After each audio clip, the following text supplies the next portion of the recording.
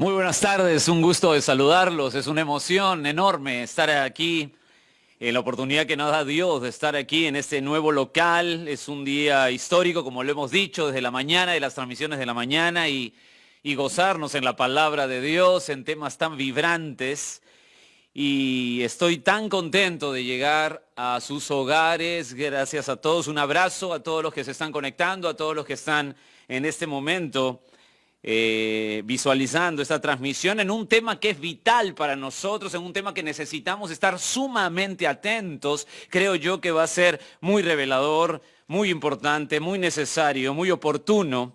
Y quisiera, mientras se van conectando, y acomodando, por supuesto, vamos a orar. Quisiera orar con ustedes, agradecido a Dios porque me da esta oportunidad de estar una campaña más, poder extender el Evangelio y poder llegar a ustedes para que estén atentos en sus mentes y sus corazones con la palabra de Dios. Quisiera que me acompañen en oración en esta tarde. Padre, muy agradecidos estamos de poder abrir tu palabra.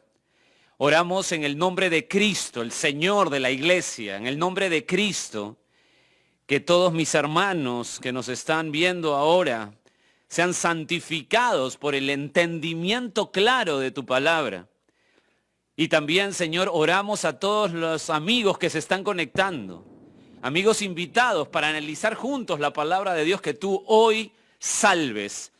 Le des esa claridad por tu espíritu en la condición que se encuentra este mundo, en la condición terrible que se encuentra este mundo y que tiene una sola esperanza, una sola alternativa, que es nuestro amado Señor Jesucristo. Queremos ser claros y directos en este tema, Señor. Guíanos. Estamos tan contentos de poder llegar a tanta gente y poder exponer el Evangelio y extender tu gracia, extender tu misericordia. Tú eres el Dios de toda gracia, de toda bondad. Y apelamos, Señor, a esa bondad, a ese amor, para que nuestros amigos hoy, al entender tu palabra por medio del Espíritu, lleguen a ti de verdad, en una forma objetiva y concreta, a tus brazos. Te adoramos, Señor. Eres nuestra pasión, eres nuestra adoración, eres nuestro mayor tesoro. A ti sea la gloria en el nombre de Jesús. Amén. Amén. Amén. Bueno, nuevamente muy buenas tardes.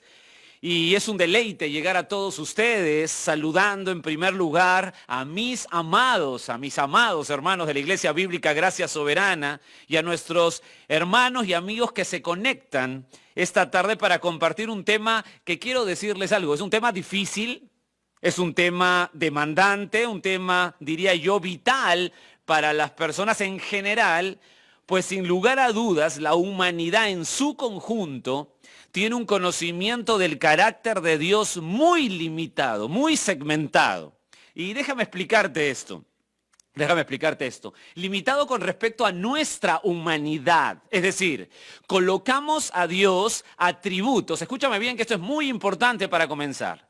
Colocamos a Dios atributos muy nuestros, de tal manera que Dios deja de ser Dios y lo que estamos creyendo es en un Dios inventado por nosotros, un Dios que calce a la medida de nuestros deseos, un Dios humanizado, sin entendimiento que Dios no es como nosotros, pues Él nos creó, nosotros no somos Dios. Es muy interesante cómo los autores de la Biblia entran en este pensamiento. Por ejemplo, el salmista en el Salmo 100, un buen salmo para empezar, el Salmo 100, verso 3, dice lo siguiente, Salmo 100, verso 3, dice, reconoced que Jehová es Dios. Él nos hizo y no nosotros a nosotros mismos. Dios no es como usted, Dios no es como yo. Salmo 86, 10, el salmista dice, porque tú eres grande y hacedor de maravillas. Escuche, solo tú eres Dios. Absoluto, potente, contundente, solo tú eres Dios. Yo no, usted tampoco. Isaías 37, 16. Isaías 37:16, Jehová de los ejércitos, Dios de Israel, que moras entre los querubines, solo tú eres Dios de todos los reinos de la tierra. Tú hiciste los cielos y la tierra. ¡Qué pasaje! Dios no es como nosotros, pero en nuestro frenesí de ideas buscamos, los seres humanos, a un Dios que nos escuche, sea nuestro paño de lágrimas, pero, escuche bien esto y analice bien esto, queremos un Dios que nos escuche, que sea nuestro paño de lágrimas, pero que no opine, que no opine. Es decir, puedo hablar con Él de mi vida disipada, de mis decisiones mal tomadas, y Él tiene que escucharme, Él tiene que aceptar mi punto de vista, pues yo también como humano acepto a otros su punto de vista, entonces Dios, como yo lo pongo como humano, también me tiene que aceptar todo mi punto de vista. Entonces le hablo a una estatua, a un ídolo, el cual tiene boca, pero no habla. El Salmo 115 lo describe mucho mejor que yo, cuando uno se acerca a una estatua, y uno se acerca obviamente porque quiere hablarle y que no le hablen, ¿verdad? Salmo 115, desde el verso 3. ¿Qué salmo, Le animo a que vaya. Si tiene Biblia, vaya. Escúcheme bien. Si no, yo se lo leo, pero vaya a su Biblia si lo tiene. Verso 3 del Salmo 115. Nuestro Dios está en los cielos. Todo lo que quiso ha hecho. Verso 4. Los ídolos de ellos son plata y oro, obra de manos de hombres. Tienen boca, escucha esto, tienen boca, mas no hablan. Tienen ojos, mas no ven. Orejas tienen, mas no oyen. Tienen narices, mas no huelen. Manos tienen, mas no palpan. Tienen pies, mas no andan. No hablan con su garganta. Semejantes a ellos son los que lo hacen, y cualquiera que confíe en ellos. Los ídolos son la expresión de hombres que quieren que Dios acepte su vida, aunque ésta sea disipada, pero que no diga nada, que Dios se calle. Que no conteste. ¿Usted entiende? Sacan a pasear, usted ha visto eso, ¿verdad? Sacan a pasear a una imagen en un mes definido. Imagínense, sacan a pasear a Dios, Sacan a pasear a una imagen en un mes definido y pasan por el Congreso nuestro, pasan por bares, pasan por prostíbulos, pasan por casas de apuestas, por lugares que exaltan los vicios, y todos hacen las señales religiosas. Los que aceptan el asesinato del aborto, los que aceptan la homosexualidad, los que permiten la pedofilia y todo tipo de perversión, y todos ellos son aceptados por la imagen que no habla. La imagen no les dice nada, ellos hacen una seña religiosa y la imagen no les dice nada. ¿Por qué? Porque no se tiene que juzgar, o sea, cada uno con su asunto, y Dios también me tiene que aceptar así. Dios comprende que cada uno con su asunto. ¿Qué pasaría? ¿Se ha puesto a pensar? ¿Qué pasaría si Dios en verdad les hablara? ¿Qué pasaría? No hay que imaginar mucho. Jesús, el Dios viviente, el Dios encarnado, fue al templo judío y vio a la religiosidad robando a la gente que querían dar sus ofrendas en la festividad judía. Y como no es una imagen nuestro amado Jesús, sino el Dios hombre, y habla fuerte, dijo directamente en Mateo 21, desde el versículo 12, mirando la religiosidad, pasando él por el templo, él no se quedó callado, sino que habló, y habló bien. Mateo 21, el verso 12, dice lo siguiente: y entró Jesús en el templo de Dios y echó fuera a todos los que vendían y compraban en el templo, y volcó las mesas de los cambistas, imagínense, y las sillas de los que vendían palomas, y les dijo, habló fuerte: escrito está, mi casa, casa de oración será llamada, mas vosotros la habéis hecho cueva de ladrones. Habló, no pasó, aceptó una venia y pasó de largo, no. Habló, ladrones. Juan el Bautizador, el enviado de Dios, el mensajero del Mesías, anunciado desde el Antiguo Testamento, se topó con un hombre inmoral llamado Herodes, el cual vivía en adulterio. Y como Juan habla de parte de Dios, no acepta su vida. Mateo capítulo 14, verso 3. Explicando, el autor dice lo siguiente: porque Herodes había prendido a Juan y le había encadenado y metido en la cárcel por causa de Herodías, mujer de Felipe su hermano, porque Juan le decía, escuche, Juan habló, no pasó Juan al lado de él, el otro le hizo una venia y se quedó callado, no, habló. ¿Y qué cosa le decía? No te es lícito tenerla.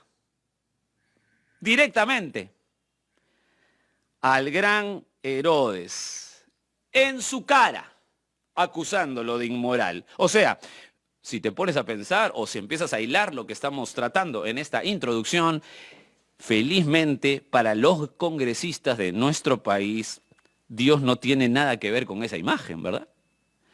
Porque se imaginan eso. Pero aún más terrorífico es que esta sociedad, este mundo, que piense que Dios es su amigo. Esta sociedad, así corrupta como la vemos, piensa que Dios es su amigo. ¿Lo han notado? ¿Lo han notado? Claro que sí. Es decir, el mundo piensa que Dios está a su lado, que Dios es su aliado. La gente se encomienda a Dios siempre. No importa lo que crean, ni lo que vivan. Inclusive no importa si profesan creer en Dios. No importa. Se encomiendan igual. Se encomiendan al Señor. Dios te cuidará, Dios te dará fuerza, Dios te ayudará. Este mundo ha tomado a Dios como su amigo. Este mundo cree que Dios es su aliado, aunque viven en una abierta rebeldía a Dios y su palabra. Nuestra sociedad coloca al límite máximo. Nuestra sociedad actual coloca al límite máximo las inmoralidades. Lo que antes se hacía a escondidas, ahora se hace a vista y paciencia de todos. Inclusive se realizan inmoralidades aberrantes en los mismos programas de televisión a toda hora.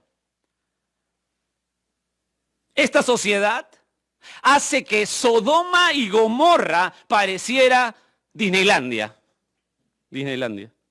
La llamada nueva moralidad, que no tiene nada de nueva y no tiene nada de moralidad, es algo así como una inmoralidad reforzada con vitaminas, que dice lo siguiente, y esto es su declaración: nadie tiene que decirme lo que está bien o lo que está mal. Yo soy el que decido lo que debo o no debo hacer según mi parecer. Entonces, el ser humano con esa mentalidad, una sociedad y un mundo con esa mentalidad, en esa nueva moralidad, ¿el ser humano entonces es amigo de Dios? ¿Cómo ve Dios al hombre? ¿Cómo ve Dios al hombre? Estas preguntas absolutamente vitales para usted, mi amigo, mi amiga que nos está viendo hoy, estas preguntas vitales, las tenemos que responder en el Salmo 2. Y por eso quiero que usted vaya al Salmo 2. Estas preguntas vitales para todos los que nos están viendo y para todos los que nos van a escuchar están respondidas en el Salmo 2. Y quiero que vaya al Salmo 2. Es necesario estar ahí. Quiero detenerme en el Salmo 2 porque quiero verlo con usted en todo su esplendor, lo más cercano posible en estos minutos, Y quiero que estemos muy atentos porque aquí responde claramente cómo ve Dios al hombre, cómo ve Dios esta sociedad. Aquí vamos a responder si en realidad esta sociedad, este mundo, esta gente que no quiere a Dios, que quiere alejarse de su palabra, que no quiere respetar a Dios, ¿de verdad es amigo de Dios? ¿Dios es su aliado? ¿Dios es tu aliado? Salmo 2.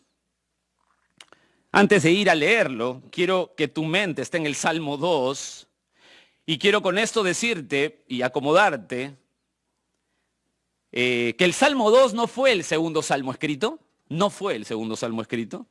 El primer salmo escrito fue el Salmo 90, aproximadamente en el año 1400, escrito por Moisés. Y el último salmo de todo el Salterio escrito fue el Salmo 126, más o menos en el año 400.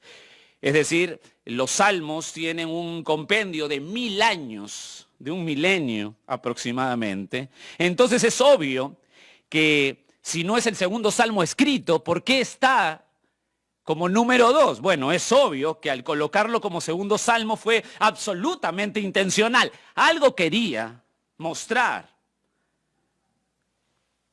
con este salmo. Si usted nota, hace una unidad, mire el Salmo 2, hace una unidad con el Salmo 1. Mire cómo empieza el Salmo 1. Mire el Salmo 1. Bienaventurado el varón que no anduvo en consejo de malos. Bienaventurado el varón que no anduvo en consejo de malos. Mire cómo termina el Salmo 2. En el versículo 2, en el versículo 12, la parte B. Míralo ahí.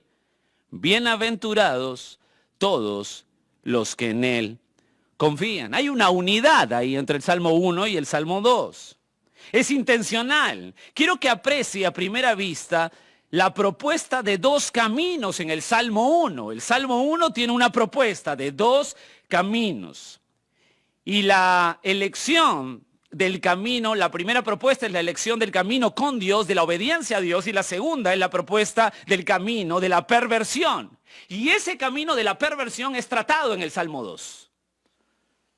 Es como si, escuche bien, esto es muy importante para entender esto, es como si el Salmo 1 es el huerto del Edén, el paraíso, el hombre en gozo con Dios, el cual era maravilloso. Si usted lee el Salmo 1, mire el Salmo 1, bienaventurado el varón que no anduvo en consejo de malos, ni estuvo en camino de pecadores, ni en silla de escarnecedores se ha sentado, sino que en la ley de Jehová está su delicia, en su ley medita de día y de noche. Verso 3, será como árbol plantado junto a corrientes de agua, que da su fruto en su tiempo, su hoja no cae, y todo lo que hace prosperará. Pero el Salmo 2 es como la caída del hombre, la depravación del hombre, el pecado del hombre, la rebeldía del hombre, que desde el Salmo 2, escúchame bien esto, desde el Salmo 2 será una constante para los salmos posteriores.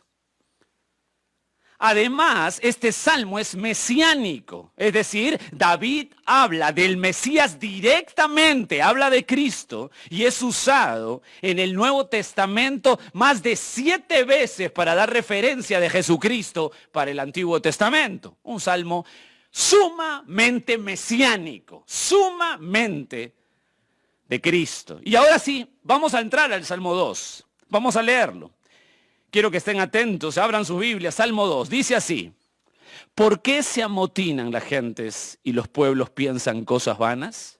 Se levantarán los reyes de la tierra y príncipes consultarán unidos contra Jehová y contra su ungido, diciendo, verso 3, rompamos sus ligaduras y echemos de nosotros sus cuerdas. El que mora en los cielos se reirá, dice el verso 4. El Señor se burlará de ellos, verso 5. Luego hablará a ellos en su furor y los turbará con su ira. Verso 6, pero yo he puesto mi rey sobre Sión, mi santo monte. Yo publicaré el decreto. Jehová me ha dicho, mi hijo eres tú, yo te engendré hoy, pídeme y te daré por herencia las naciones y como posesión tuya los confines de la tierra. 9. Los quebrantarás con vara de hierro, como vasija de alfarero los desmenuzarás. Ahora pues, oh reyes, sed prudentes, admitid amonestación, jueces de la tierra, servid a Jehová con temor, alegraos con temblor, honrad al Hijo. ¿Para qué? Para que no se enoje y perezcáis en el camino, pues se inflama de pronto su ira. Bienaventurados todos los que en él confían. El Salmo tiene dos autores. El autor secundario es el mismo rey David y el autor primario es el mismo Dios, el cual es mencionado explícitamente en el texto, como lo verá. Además, quiero que esté atento aquí, quiero que usted vea hoy el Salmo 2 con claridad para responder la pregunta que hemos hecho al inicio. Quiero que vea esto. Hay 4 personajes en este Salmo. 4 personajes que los vamos a analizar. Y el Salmo se divide, y ese va a ser nuestro bosquejo, se divide en cuatro grupos de 3 versículos. 4 grupos de 3 versos. Ese será nuestro bosquejo. Y así le he puesto, y esto es para que usted se ordene. Primer punto de 3 versículos. La rebeldía del mundo, del versículo 1 al versículo 3. Segundo punto, la respuesta de Dios, del versículo 4 al versículo 6. Tercer punto, la resolución del Hijo, versículo 7 al versículo 9. Y el último punto, la reacción por gracia, del versículo 10 al versículo 12. Repito. La rebeldía del mundo, del verso 1 al verso 3, la respuesta de Dios, del verso 4 al verso 6, la resolución del Hijo, del verso 7 al verso 9, y la reacción por gracia, del verso 10 al verso 12. Así se divide el Salmo. Esos son sus 4 grupos de 3 versos. Es la lógica clara en la lectura de este Salmo. Vamos al primer punto, la rebeldía del mundo. Mira el verso 1. Al 3. ¿Por qué se amotinan las gentes y los pueblos piensan cosas vanas? Se levantarán los reyes de la tierra y príncipes consultarán unidos contra Jehová, contra su ungido, diciendo, rompamos sus ligaduras y echemos de nosotros sus cuerdas. Hasta ahí vamos a tener la rebeldía del mundo. El salmista, el cual es el primer personaje de este salmo, el salmista, presenta y empieza a describir a un grupo de gente, mire el Salmo, grupo de gente ruidosa, tumultuosa, pero no desordenada. Anoto esto, ruidosa, tumultuosa, pero no desordenada. Esa es la referencia del término amotinar. Gente muy ruidosa, gente muy tumultuosa, pero no desordenada. Es decir, no es una rebeldía asolapada ni sigilosa, sino sumamente abierta. Una rebeldía sumamente abierta y ordenada en un sistema. Y además, escuche bien, los que se amotinan, como dice David en el Salmo, es para cosas vanas. Se amotinan para cosas vanas. ¿Qué quiere decir esto? O sea, el salmista asegura que es ridículo su rebeldía. Todavía no hemos entrado qué cosa están planeando. Pero lo que están planeando, lo que tienen en mente es ridículo, es absurdo, es cosa vana, es absurdo. No lograrán nada, no tiene esperanza, no lograrán su fin, es lo que quiere decir.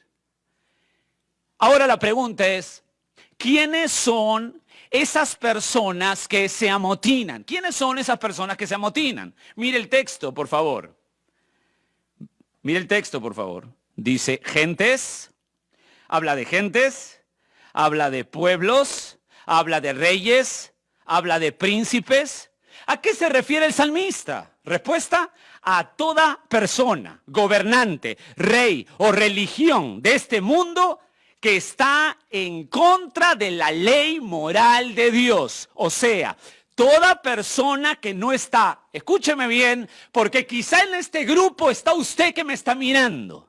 Toda persona Toda persona que no está sometida a la palabra de Dios, a toda persona de cualquier extremo del planeta que no está sometida al Dios de la Biblia. A eso se refiere. Toda persona. Esta rebeldía ruidosa y furiosa, ¿contra quién es? ¿Contra quién es? Mira el texto, por favor, verso 2. Míralo, por favor.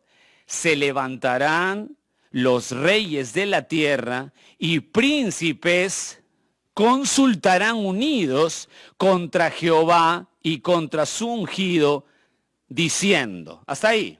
Respuesta. En esta rebeldía ruidosa y furiosa, ¿contra quién es? Ahí lo tiene claro. ¿Contra quién? Contra Jehová y su ungido. Amados, el ungido en el Salmo es David, es el rey David. Pero David sabía que no solo estaba hablando de él, sino que él tenía claro que se hablaba también del Mesías que vendría en el futuro, como lo vamos a ver explícitamente en este Salmo. La palabra ungido es la palabra Cristo en el Nuevo Testamento. Cristo en el Nuevo Testamento. Es curioso, mire el texto otra vez, verso 2. Dice que los príncipes consultarán unidos, los reyes consultarán unidos, la gente consultará unida, los pueblos. Es interesante porque la gente normalmente no se pone de acuerdo en nada, pero para ponerse de acuerdo en contra de Jehová y su ungido, todo el mundo se une. Curioso, ¿verdad? Curioso. Es decir, toda persona del planeta, escuche esto por favor que es vital. Toda persona del planeta que no se somete a la palabra de Dios está en contra de Dios y su Mesías. ¿Está claro eso? ¿Se da cuenta? Si usted está atento y nos está escuchando hoy, pero no tiene nada que ver con el sometimiento a Dios a través de su palabra, está en esta lista de rebeldes que odian a Dios y su Mesías. Qué importante es entender la mente de Dios. Jesús lo dijo de la siguiente manera en Juan 15:18. Juan 15:18, el evangelista Juan relata esto. Relata lo que dijo Jesús: si el mundo os aborrece, le dice Jesús a sus discípulos, sabed que a mí me ha aborrecido antes que a vosotros. Verso 19, si fuereis del mundo, el mundo amaría lo suyo, pero porque no sois del mundo, antes yo os elegí del mundo, por eso el mundo os aborrece. Yo no sé qué duda hay. Clarísimo. Usted quiere ser realmente cristiano. Por favor, escúchame bien, que hoy hay tanta posesión de fe, tanta claridad en la fe que uno es cristiano y no tiene idea de lo que es eso. Si usted quiere vivir como cristiano, el mundo lo va a aborrecer.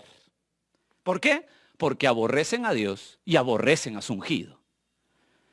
El mundo, la totalidad de personas que no se sujetan a la ley moral de Dios son enemigos de Dios. No son amigos de Dios, enemigos de Dios. Ahora, si usted analiza hasta aquí, sería correcto, analice hasta aquí, solamente hemos visto estos primeros 2 versículos, analice hasta aquí.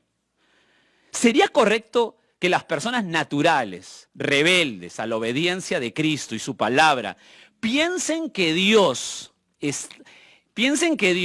está de su lado.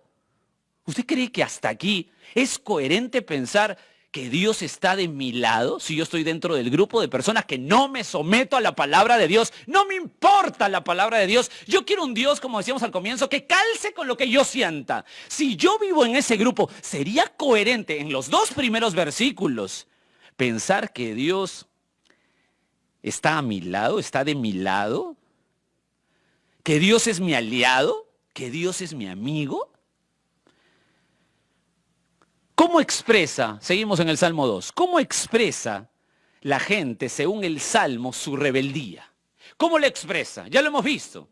Estaba hablando el salmista y explica qué cosa es todo este amotinamiento. Pero en el verso 3 vamos a encontrar aquí el segundo personaje. Ya no el salmista. Ahora hay un segundo personaje que va a explicar a qué se debe, cómo se revela, cómo expresa la gente, según el Salmo, la rebeldía. Mira el verso 3. Rompamos sus ligaduras y echemos de nosotros sus cuerdas. Rompamos, echemos. Ya no está hablando el salmista. Ahí el segundo personaje es el pueblo, el mundo rebelde.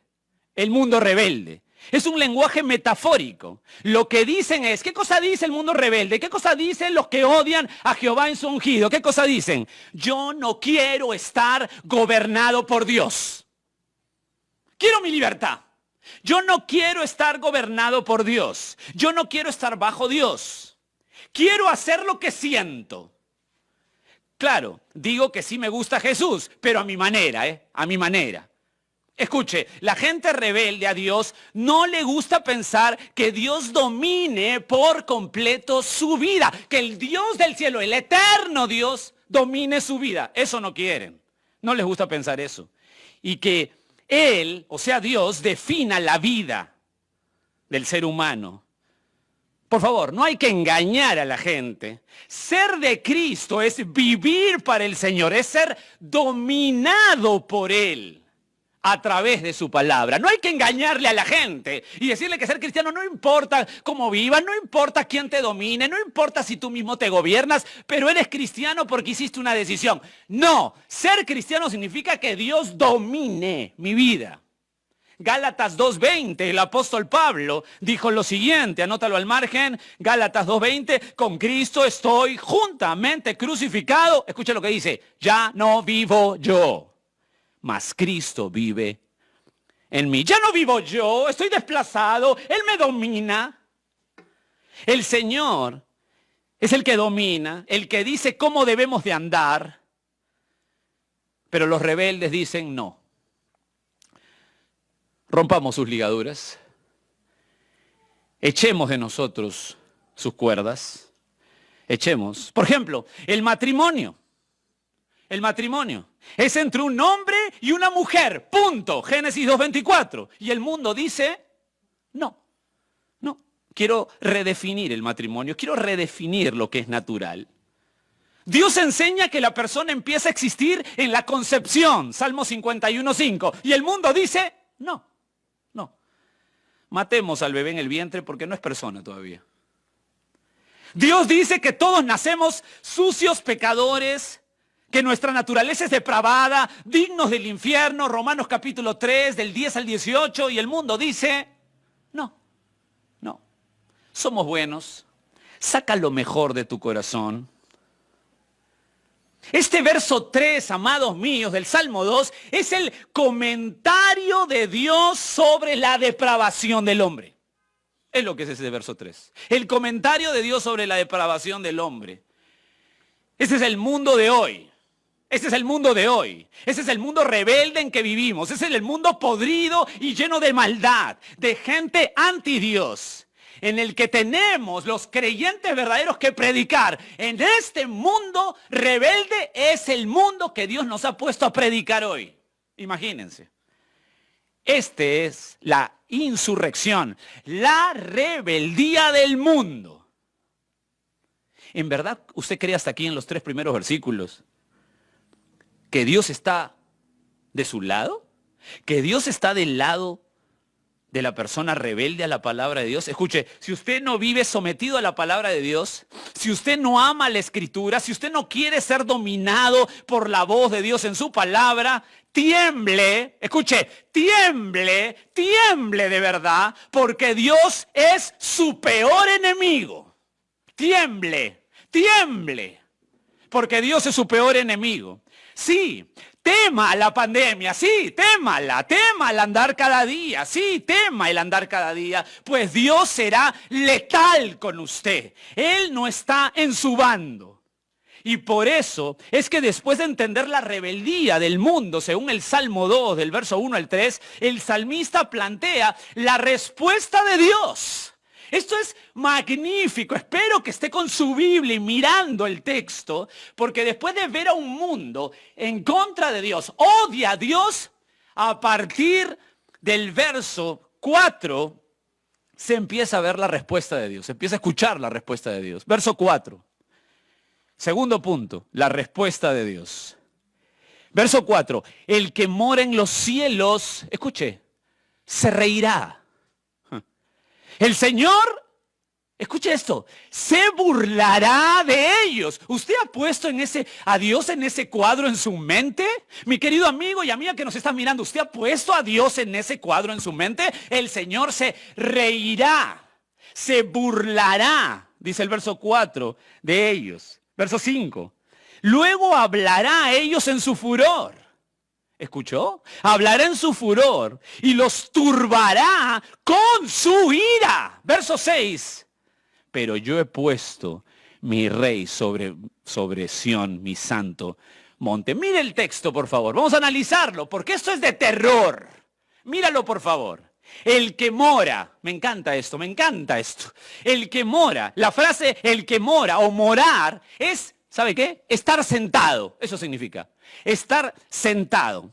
O sea, el mundo, ¿se acuerda? Los primeros versículos. El mundo rebelde se amotina ruidosamente en contra de Dios. El mundo es rebelde, la gente quiere hacer lo que le da la gana, quieren satisfacer sus deseos, quieren sus pasiones, quieren sus gustos, quieren vivir a su manera, son tumultuosos, son ruidosos, pero Dios está sentado. Sentadito. Está sentado. Está sentado. Esto es fascinante. Su trono, amados míos, su trono está fijo. Su trono está fijo. Él gobierna. Él gobierna. Y la historia se mueve como el Señor de gloria quiere. Él gobierna. Él está sentado. Él no tiene problema con los tumultuosos. Él gobierna. Y la historia se mueve como Él quiere. No se turba, no se espanta. Su trono está inamovible. Él preside el universo. Está sentado. Está sentado. Es la misma imagen que nos da el profeta Isaías cuando ve a Dios en su trono. Isaías capítulo 6. Tiene que ver esto, es una imagen gloriosa del Dios eterno, controlador, maravilloso. Isaías 6, el verso 1, solo el verso 1. En el año que murió el rey Usías, dice el profeta, vi yo al Señor. ¿Cómo estaba el Señor? Sentado sobre un trono alto y sublime y sus faldas llenaban el templo. ¿Qué pasa aquí? El que muere el rey Usías en ese momento, en el contexto histórico de Isaías, era la pérdida de la estabilidad para ese pueblo. Pero Isaías toma en claro que al ver el trono de Dios, y que él ve el trono de Dios y toda la gente está nerviosa, toda la gente está asustada, pero Isaías coloca a Dios en su trono sentado, con una imagen clara que Él domina. Tranquilos, aquí se están todos ruidosos, aquí están espantados, Usías ha muerto, perdemos la estabilidad, y Isaías ve el trono y Dios está tranquilo, sentado. No se pone nervioso, está sentado, está fijo, Él gobierna. ¿Y qué hace? Regresa al Salmo 2. ¿Qué hace? El que muere en los cielos se reirá. ¿Qué cosa hace? Bueno, ahí está la respuesta. ¿Qué cosa hace Dios? Se reirá. Amados, escúchenme bien. No es una risa de satisfacción. No se está riendo por gozo o por deleite. No. Es una risa de menosprecio. Es una risa, mire el texto, es una risa de burla. ¿Lo ve ahí? Es una risa de burla. Mire por favor el verso 4. El que muere en los cielos se reirá, el Señor se burlará de ellos. Es una risa de burla. Escuche por favor cómo Dios ve a un mundo rebelde. Dios se burla de los rebeldes. Eso lo dice aquí, ¿eh? Se burla. ¿Por qué? Pues ve, ¿está listo? Pues ve que como insignificantes humanos, mequetrefes humanos, limitados humanos, que son nada, quieren colocarse en el ring amenazador a Dios. Decir, bueno, ahora ven, Dios. Dios se burla. Dice, ¿y estos mequetrefes? Insignificantes, criaturas que hago así y se acaban. Se rebelan contra la ley del Dios todopoderoso y eterno. Se burla, se burla. Dios ve eso como una ridiculez. Salmo 33, verso 8. Apúntelo. Salmo 33, verso 8. Tema a Jehová toda la tierra, teman delante de él todos los habitantes del mundo, porque él dijo y fue hecho. Él mandó y existió. Jehová hace, escuche, nulo el consejo de las naciones y frustra las maquinaciones de los pueblos. Atiéndame, por el amor de Dios, atiéndame, que ya se está volviendo esto punto de urgencia para usted que me está escuchando. Atiéndame.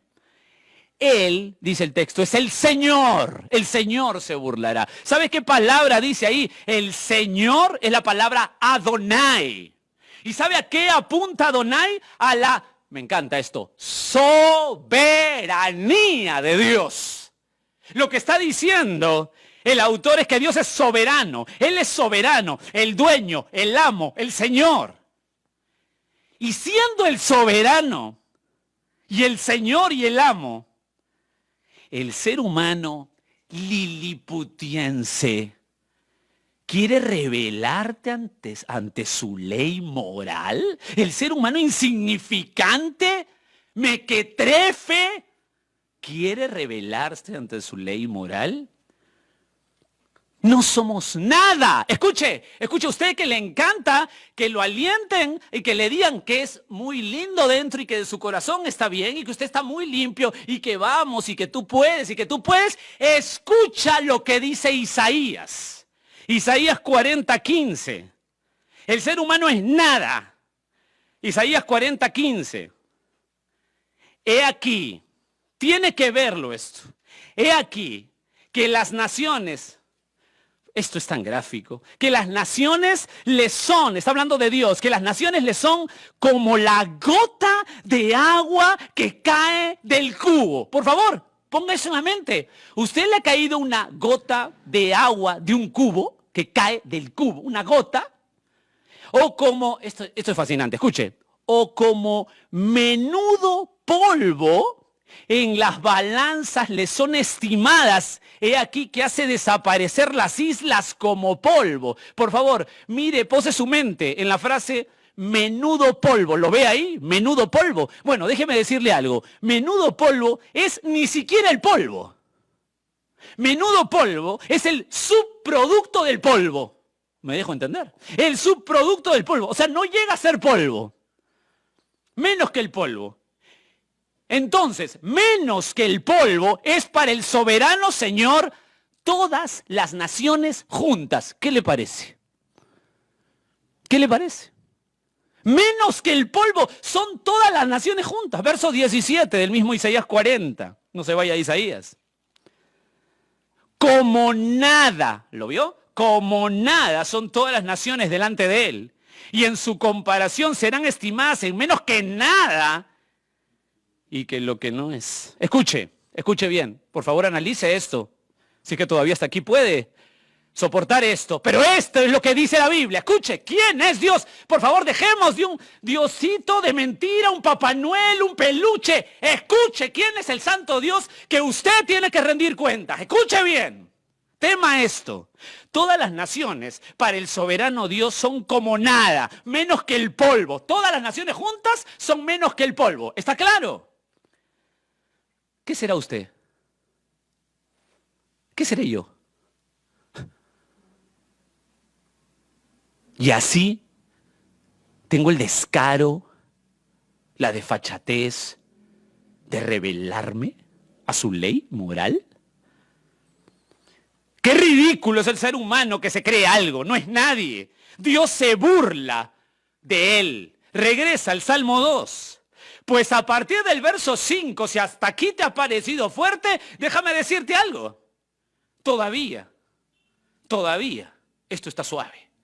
Pero a partir del verso 5, Dios habla, cambia del personaje.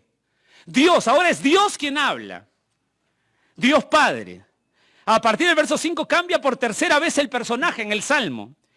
¿Quién habla ahora? Dios Padre. Escuche. Cuando habla Dios es aterrador, es para temblar. Verso 5. Luego hablará a ellos. ¿Quiénes son ellos? ¿Quiénes son ellos? El mundo rebelde, ¿no?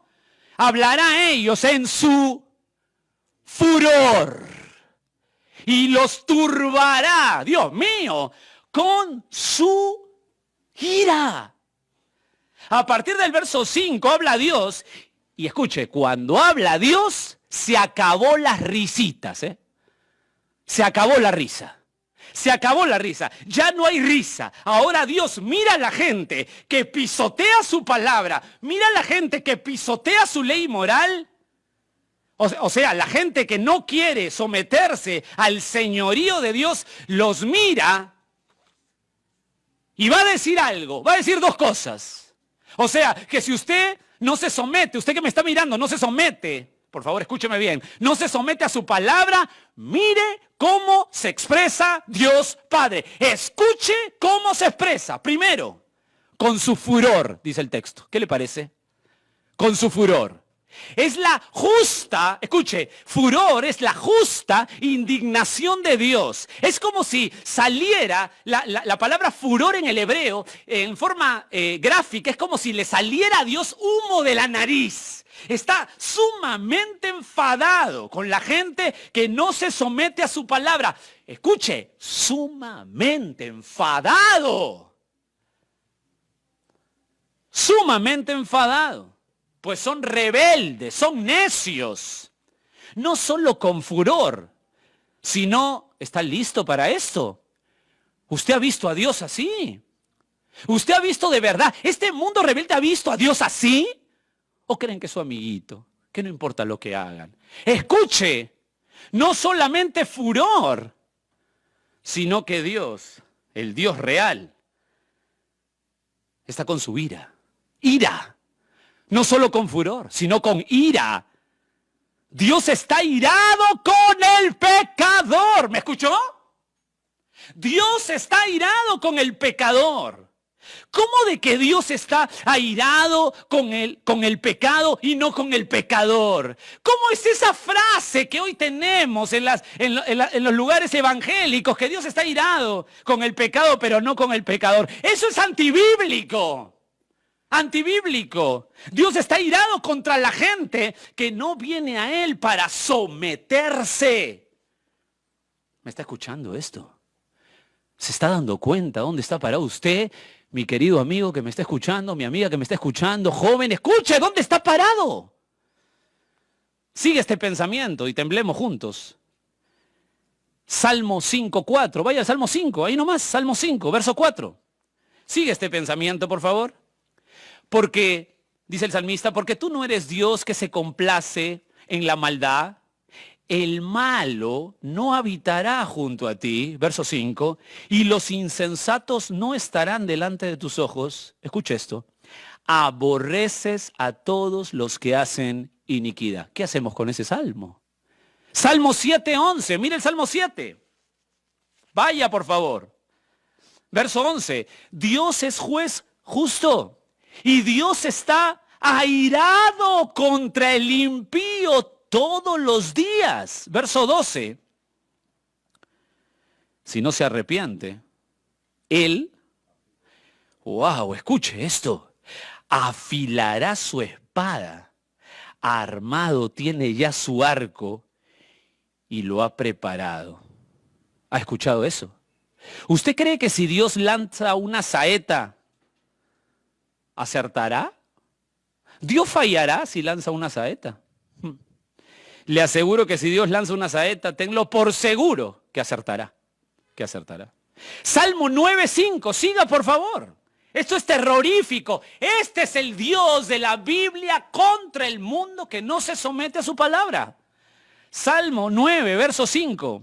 Reprendiste a las naciones, destruiste al malo, borraste el nombre de ellos, o sea, de los rebeldes, del malo, eternamente y para siempre. Verso 6, los enemigos han perecido, han quedado desolados para siempre.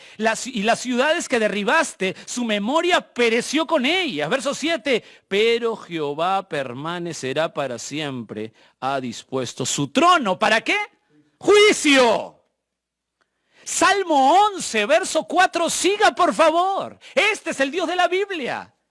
Jehová está en su santo templo. Jehová tiene en el cielo su trono. Sus ojos ven, sus párpados examinan a los hijos de los hombres. Verso 5, Jehová prueba al justo, pero al malo y al que ama la violencia, su alma los aborrece. Verso 6, sobre los malos hará llover calamidades. Fuego, azufre y viento abrasador será la porción del cáliz de ellos. Queridos amigos, escuchen bien, mis amigos que me están escuchando hoy, que han sido invitados, y no sé qué habrán pensado que vamos a decir de Dios, pero lo que vamos a decir es, ¿quién es Él? Como la Biblia lo manda. Queridos amigos, Dios está enfurecido con el pecador. Enfurecido con el pecador. Es Dios de ira con gente que no se somete a su palabra. Por favor, reaccione, se lo ruego. Es Dios de ira. Dios es letal para el ser humano. Es su peor enemigo. ¿Me escuchó? Es su peor enemigo. Lo coge y lo desploma. Es su peor enemigo. Se da cuenta que el Dios de la Biblia está muy, pero muy lejos de la frase, sonríe, Dios te ama. Se da cuenta que está muy lejos de la frase, sonríe, Dios te ama. Tiene un propósito para tu vida. Muy lejos. Ese Dios no está en la Biblia. El único propósito que tiene para la persona que no quiere vivir bajo el mandato del amo, del rey, del Señor Jesús, es el infierno. El infierno. El infierno. Seguimos en el Salmo 2. Bueno, seguro ya algunos no quieren seguir. Pero sigamos. Salmo 2, verso 6. Míralo ahí. Pero yo he puesto mi rey sobre Sión, mi santo monte. Mire ahí el término. Pero yo. Dios dice, Dios Padre dice, lo que haga el hombre es indiferente.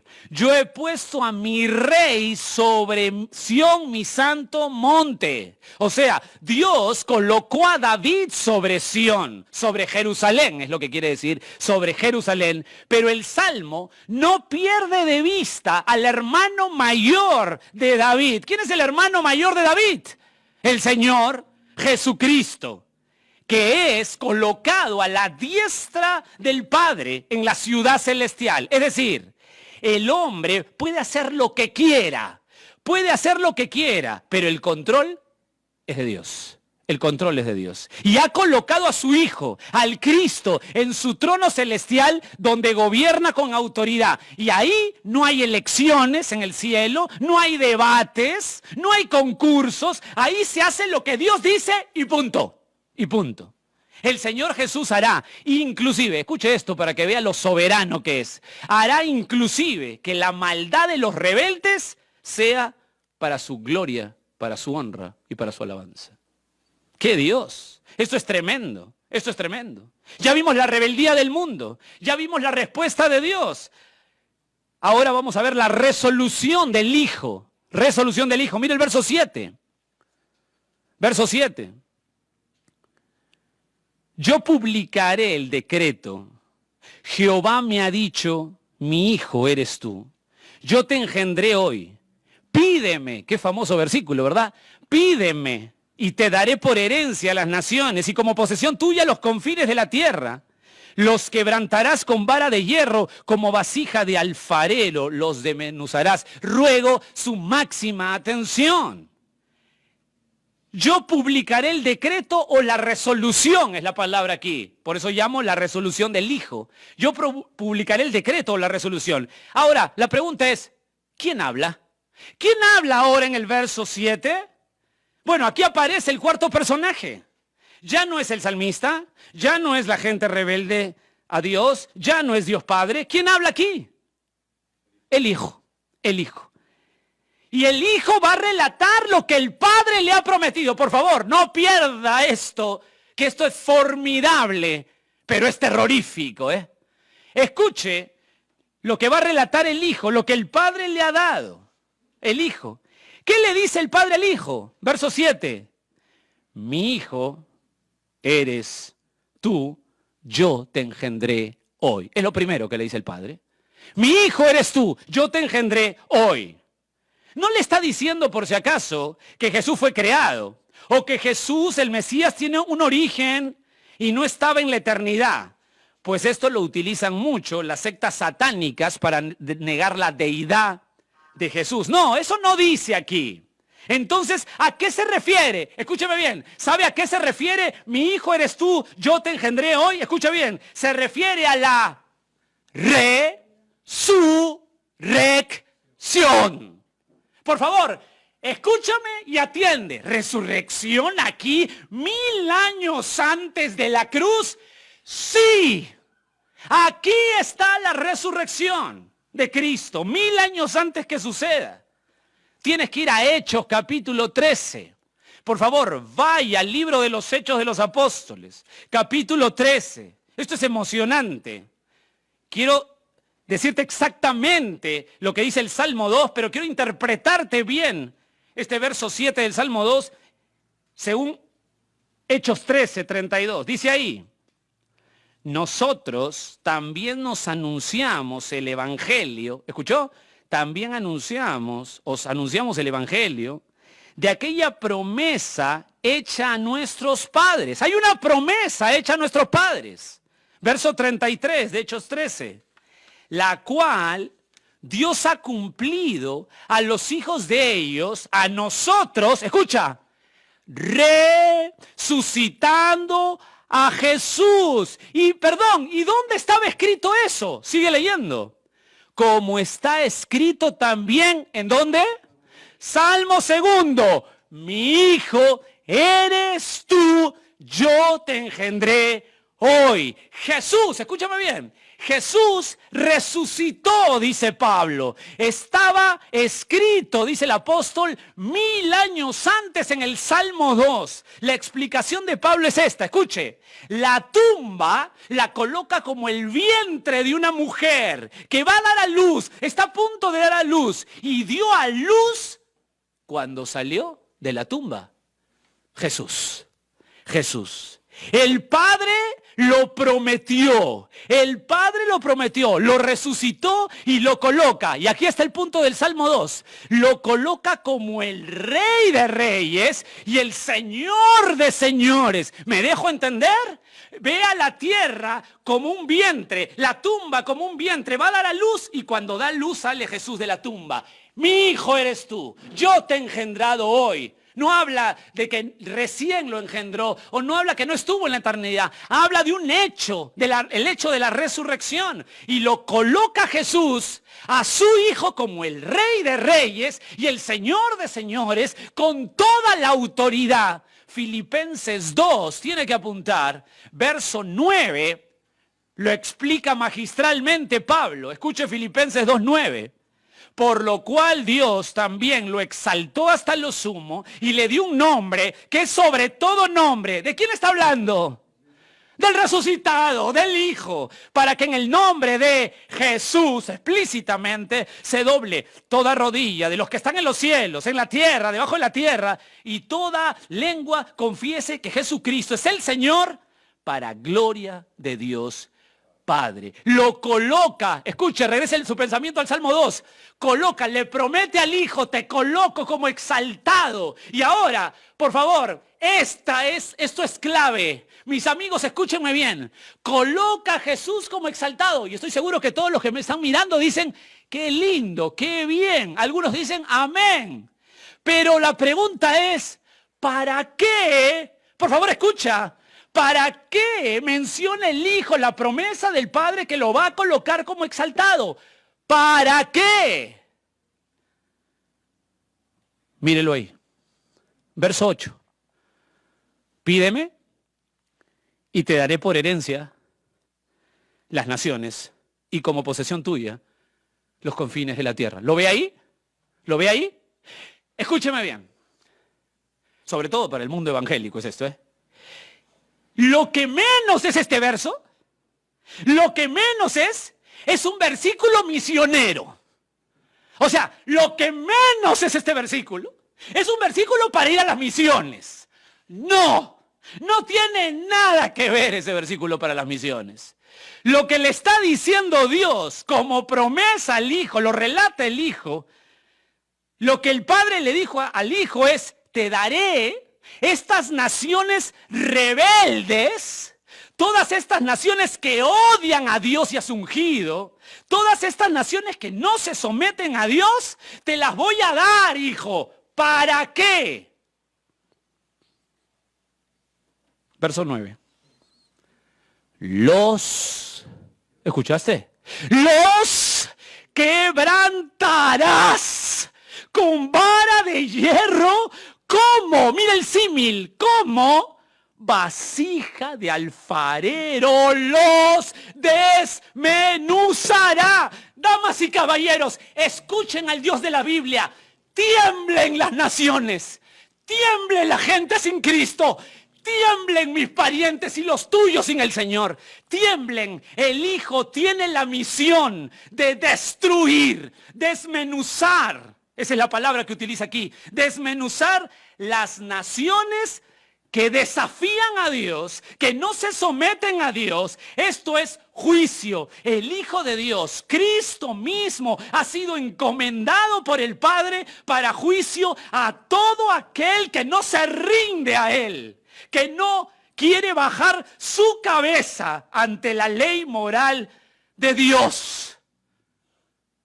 Por favor, entiéndeme, por favor, reacciona. Hoy puede ser tu último día. Apocalipsis 19, verso 15. Esto es terrorífico. Apocalipsis 19, verso 15. De su boca. Escuche, está relatando la segunda venida de Cristo. Y todo el mundo, que venga Jesús, que venga Jesucito. Escuche. De su boca sale una espada aguda para herir con ella a las naciones. Y él regirá con vara de hierro. ¿Escuchó el paralelo?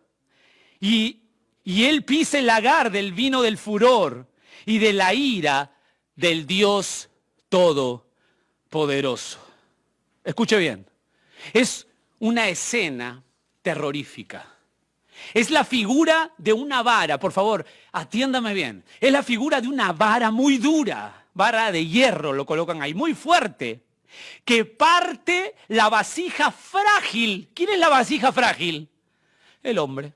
Lo desmenuza, imagínense la escena, una vara de hierro partiendo vasijas frágiles. Y su sangre salpica por todos lados como el lagar. Esto es una película de terror. Eso será el juicio de Cristo. Hebreos 10:30, note al margen. Pues conocemos al que dijo, escuche Hebreos 10:30, mía es la venganza, yo daré el pago, dice el Señor. Y otra vez, escuche, el Señor juzgará a su pueblo. Y el verso 31, horrenda cosa es caer en manos del Dios vivo. Horrenda cosa. La resolución del Hijo, mandado por el Padre, Él destruirá al pecador. Entonces, Jorge, ¿qué queda? ¿Qué queda? La rebeldía del hombre es extrema, no quiere someterse a Dios. Este mundo, usted que me está escuchando, que no quiere someterse a Dios, este mundo se burla de Dios, no quiere someterse a Dios. La respuesta de Dios es furor, es ira contra el pecador, es ira para el mundo. La resolución del Hijo es destrucción a los pecadores de forma horrenda. Es como estar en una encrucijada. El Salmo 1 presentó dos caminos: el del deleite con la obediencia y sometimiento a Dios, o el camino del hombre que quiere la vida a su modo. El Salmo 2 dice cómo termina el que escoge el camino a su modo. ¿Qué queda, Jorge? ¿Qué queda? ¿Qué queda? El mundo está camino al terror del infierno, a sufrir por la eternidad. Otra vez, Jorge, ¿qué queda? Lo que queda es el punto 4 del bosquejo del Salmo. La reacción por gracia. Miren, por favor, el verso 10. Ahora, pues, oh reyes. Miren, por favor, el verso 10 del Salmo 2. Ahora pues, oh reyes, sed prudentes, admitid amonestación, jueces de la tierra. Verso 11, servid a Jehová con temor y alegraos con temblor. Verso 12, honrad al Hijo para que no se enoje y perezcáis en el camino, pues inflama de pronto su ira. Bienaventurados, termina el Salmo, todos los que en él confían. Mira el texto, por favor, no se canse, mira el texto. Ahora pues, oh reyes, sed prudentes. ¿Qué le está diciendo el salmista? Porque ahora el personaje regresa, vuelve el personaje del salmista a tener el panorama tan oscuro y terrorífico de la realidad de todo hombre que no se somete a Dios. El salmista se desespera. ¿Y qué cosa dice? Por favor, no sean tontos, reaccionen. Mira al Padre. Mira la respuesta del Padre. Mira lo que va a hacer el Hijo. Mundo rebelde que no se somete a Dios. Miren lo que va a hacer. No sean tontos, dice el salmista. No sean necios, reaccionen. Hoy es el día de salvación. Ahora, dice, mira el texto. Ahora, hoy. No pierdas más tiempo. No esperen más. Están al borde del abismo. Le ruego reaccionen. ¿Y cómo tienen que reaccionar? Mire el verso 11. Escucha esta frase. Servid a Jehová con temor. La palabra servir ahí es humíllate. Humíllate. ¿Qué tienes que hacer? Humíllate. ¿Se acuerdan cuando Jesús dijo? El que quiere seguirme tiene que negarse. Ese es el término. Humíllate, niégate. No eres nadie, no puedes llegar al santo Dios por ti. Ven al Hijo arrepentido, llorando tu miseria, tu ofensa al santo Dios, porque te va a pulverizar. Mira el verso 12, honrad al Hijo. ¿Qué significa honrad al Hijo? ¿Sabes lo que significa? Besa al Hijo, besa. La idea que tiene el salmista cuando escribe esto, en el Salmo 2, verso 12 al inicio, la primera parte, la idea que tiene el salmista es que cuando un rey vencía a otras naciones, los reyes vencidos venían en fila, venían a él, al rey victorioso, y se agachaban y besaban los pies del rey victorioso, del rey triunfante. ¿Cuál es la aplicación aquí obvia del salmista? Ven arrepentido para besar los pies del Hijo y verás ahí rendido, ven a rendirte a besar los pies y verás las marcas de la cruz. Las marcas de la cruz. Verás al Hijo que pagó el precio que tú merecías pagar. Pues este mundo rebelde va al infierno justamente. Y Cristo, solo mi Cristo, fue el sacrificio por los suyos. Lo que dice el salmista es, ven al Mesías hoy y ríndete como esclavo al amo. Ríndete es lo que le dice. Honra al Hijo, besa los pies del Hijo, ríndete. Es lo que le dice el salmista. Atiéndame, por favor, se lo ruego. Mire el verso 12, nuevamente. Honrad al Hijo. ¿Para qué? ¿Para qué tienes que besar los pies del Hijo? ¿Para qué tienes que rendirte? ¿Para qué? Mire el texto. Para que no se enoje. Vuelve otra vez a traer el terror.